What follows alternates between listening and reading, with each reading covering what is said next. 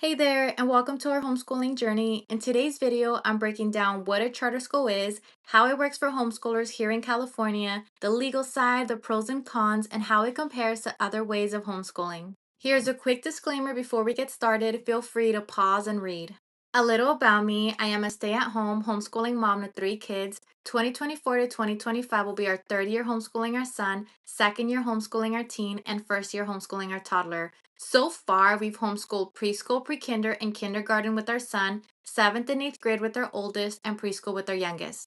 2024 to 2025 will also be our first year homeschooling our kids through a charter school. I homeschooled independently our first 2 years and filed a private school affidavit after withdrawing our eldest from public school. So let's get into it. What is a charter school? A charter school is a public school that's independently run, providing instruction for kindergarten through grade 12. It's tuition free, state funded, and operates under a charter or agreement with the state. Some charter schools are in person, but many offer independent study programs for homeschoolers. These let you homeschool your child at home with support from the school. Here's a quick note. A charter school is not the same as homeschooling through a home based private school, a PSP, or instruction by a private tutor. Therefore, you do not need to file a private school affidavit. If you do wish to homeschool privately and need to file a PSA, I do have a video walking you through that whole process. Next is the legal side of a charter school. In California, homeschoolers can legally educate their children in several ways. Enrolling in a charter school with a homeschool program is one of them. Here's how the legal side works. Note, each charter school has its own policies, deadlines, vendor lists, etc. So you are still considered a public school student, just learning from home. Your child is assigned an education specialist or homeschool teacher who checks in with you once a month or every learning period. You turn in work samples and fill out attendance forms each month or learning period. Your charter school provides educational funds to use for non religious curriculum, educational material, enrichment classes, and more. Your child will likely need to participate in state testing in certain grades like third, fifth, and eighth. So while you're homeschooling, it's technically under the public school umbrella just from home. I do want to share a little bit of our experience with our charter school. We do meet with our homeschool teacher every learning period and we discuss learning activities, talk about our completed work, set goals, monitor progress.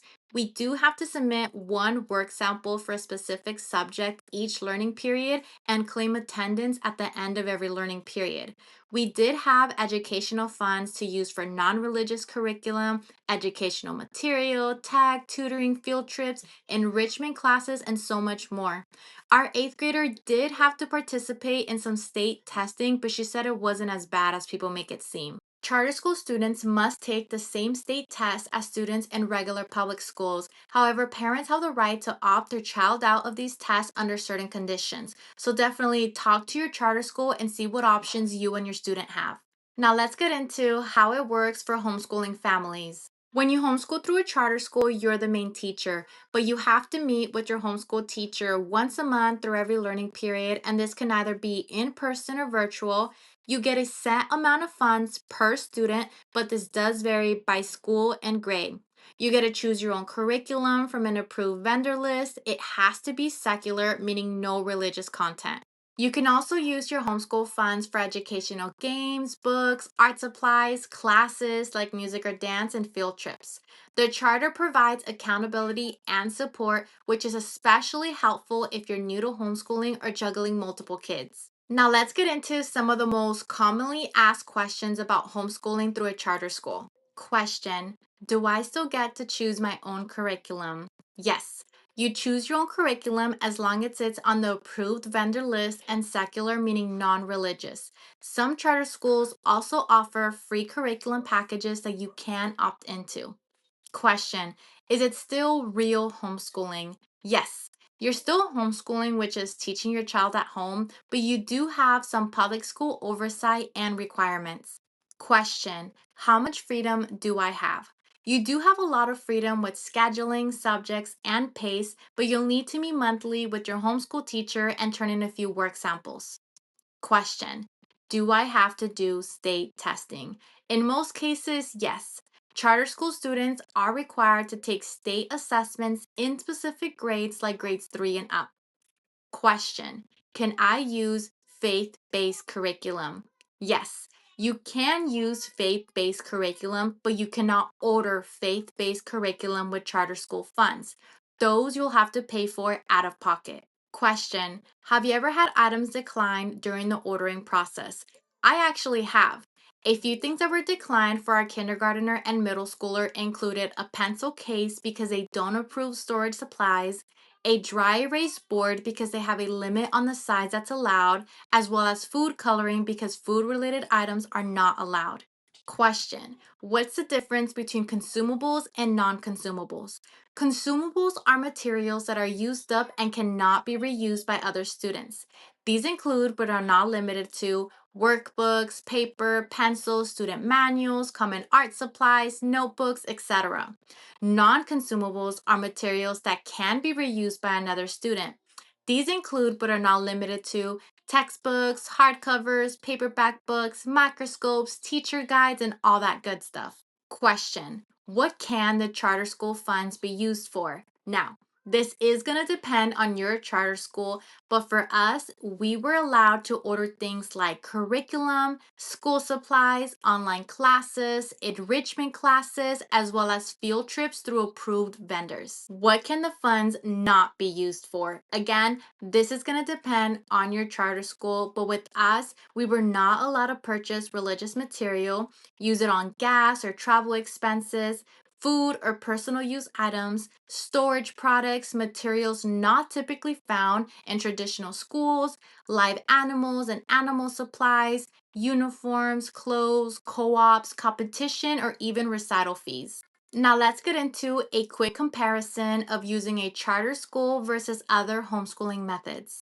I am a visual person, so I did go ahead and create a cute little chart. That way we can, compare a few options for homeschooling your child. Here in California, you actually have a few different ways that you can homeschool. I do have a video on that in case you want to check out, homeschooling California, all the legal aspects, that kind of stuff. But for this video, we are going to focus on comparing, a charter school versus filing a private school affidavit versus private school satellite programs. So it does have its pros and cons. The main thing you're going to be looking at is which options are, giving you 100% of the freedom, which ones are letting you buy whatever you want, and which ones have restrictions on curriculum, as well as which ones are kind of going to give you, those homeschool funds. I know so far, based off my research, that a charter school is going to give you, access to those homeschool charter school funds. But you are going to have a little bit of like, you can't do this, you can't do that. You have to mainly be using secular curriculum. So you can't really purchase religious, faith based stuff, but you can get it on your own and use it. In regards to a private school affidavit, you have 100% of the freedom. You're able to choose any curriculum, whether it be secular, faith based, but you don't have access to funds and everything is coming out of pocket. And you also have to deal with all the legal documentations. So, for a private school satellite program, that one is a little different. You get some support and you can use faith based curriculum, but pretty much it sometimes has like some fees and there's policies you have to follow. But pretty much it's a program that's going to handle the records and it's going to offer some support. So, you're able to do like a deep dive into any of these, but this is just like a cute, quick overview so you can see a little bit of the pros and cons and kind of help you decide on the path that you and your family are going to be leaning towards. Now, let's get into the pros and cons of using a charter school. Some of the pros are access to funds, monthly support from a homeschool teacher, pre approved vendor lists, options for classes or field trips. Some of the cons is you can't order religious content with your educational funds. You have to meet with a homeschool teacher and submit samples. You are subject to charter deadlines and policies, and there's just less flexibility compared to homeschooling independently. I do want to just briefly go over why we chose to homeschool with a charter school this year instead of continuing homeschooling independently. This year, we chose to homeschool with the charter school because one, I really wanted help paying for curriculum and resources. Having access to those charter school funds and finding out how much our charter school was going to offer us was just, that's all I needed. Two, the idea of having a homeschool teacher to check in with sounded super helpful, and it really was. She was always a phone call or a text away, and every time I had questions in regards to like ordering, curriculum, this and that, she was always able to get the answer, even if it meant asking other teachers or parents kind of what this and that meant. And another reason, which is my last final top reason, is I like the fact that they offered enrichment opportunities.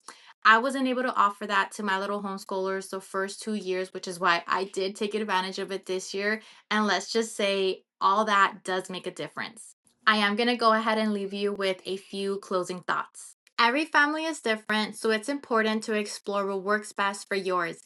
If you ever decide that a charter school isn't the right path, you're not locked in. Many charter schools, including ours, allows you to leave and even return later. Ours lets you re-enroll up to 10th grade, so it's something to keep in mind long term. Originally, I wanted to homeschool as independently as possible, but as our family grew and our kids' needs became more specific, I realized I needed that extra support. Thank you for watching. Comment on your experiences with charter schools, which homeschooling method worked best for your family, and don't forget to hit that subscribe button so you never miss a helpful homeschooling tip.